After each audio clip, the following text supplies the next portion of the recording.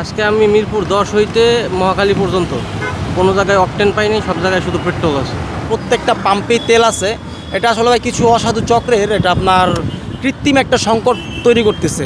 সরকার বলতেছে কিন্তু সব পাম্প তো বন্ধ। এই পাম্প খোলা থাকলে তো এই সিরিয়ালগুলো হয় না। একসাথে যদি সব ফিলিং স্টেশনে অকটেন বা ডিজেল পাওয়া যেত তাহলে এই সমস্যাটা হইতো না। আজকে আমি মিরপুর 10 হইতে মহাখালী পর্যন্ত কোনো জায়গায় অকটেন পাইনি, সব জায়গায় শুধু পেট্রোল আছে। পেট্রোল ডিজেল আছে কিন্তু অকটেন দিচ্ছে না কোথাও। ভোগান্তি ছুটির দিনে মনে করেন ভাবছিলাম তো যে কোনো সমস্যা নাই, নিউজে দেখলাম সব ঠিক আছে, বেরোইছি। দুর্ভোগের আগেই তেল নিছিলাম, এখন শেষ হয়েছে আর কি। যুদ্ধ শুরু হওয়ার আগেই তেল নিছিলাম, তো এখন তো এই অবস্থা। আসলে পাম্পে তেল পাওয়া যাচ্ছে না, এটা সম্পূর্ণ একটা ভুল ধারণা, এটা ভিত্তিহীন একটা কথা ভাই। প্রত্যেকটা পাম্পেই তেল আছে। এটা আসলে ভাই কিছু অসাধু চক্রের এটা আপনার কৃত্রিম একটা সংকট তৈরি করতেছে। কারণ ভাই আমরা বেসিক্যালি জানি যুদ্ধ হচ্ছে মধ্যপ্রাচ্যে, তো মধ্যপ্রাচ্যের দেশগুলোতে আপনার তেলের বা আর্থিক যে একটা পরিস্থিতি সেটা পুরো অসামঞ্জস্য আছে বা মানলাম। বাট আমাদের বাংলাদেশে তো আমাদের সরকার ঘোষণা দিছে ভাই যে আমাদের কোনো তেলের সংকট নাই। আগামী 2 মাস বা 3 মাস আমরা রিজার্ভে যে তেল আছে সেগুলো দিয়ে আমরা সম্পূর্ণভাবে চলতে পারবো।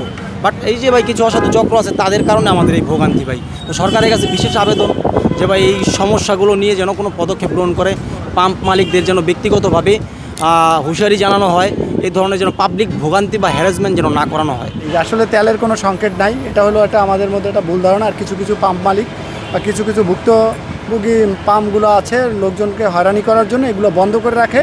ওদের তেল থাকে, ওরা বন্ধ করে রাখে, আবার দেখা যাচ্ছে ওয়ার্কারের সমস্যা দেখায়, ওদের নিজেরও অনেক কিছু সমস্যা দেখায় পাম্পগুলো বন্ধ রাখে। এই জন্য কিছু পাম্পে সিরিয়াল থাকে, কিছু পাম্পে সিরিয়াল থাকেই না।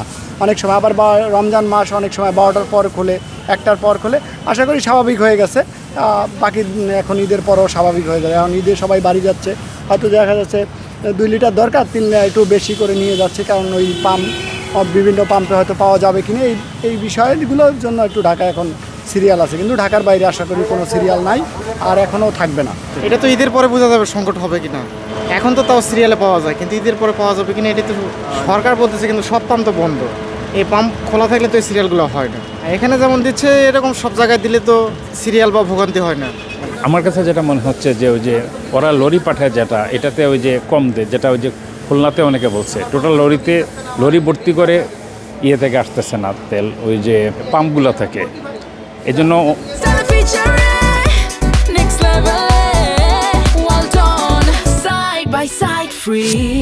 একসাথে যদি সব ফিলিং স্টেশনে অকটেন বা ডিজেল পাওয়া যেত তাহলে এই সমস্যাটা হইতো না। বলা হইলেও আপনি দেখেন এখন অনেকগুলোতে তেল অকটেন নাই, বন্ধ রাখতেছে, ঠিক আছে, বন্ধ রাখাটা মনে হচ্ছে ওরা যে লরি পাঠায় ওই ফুল লরি লোড আনতে পারলে ওদের পোষায় না আসলে।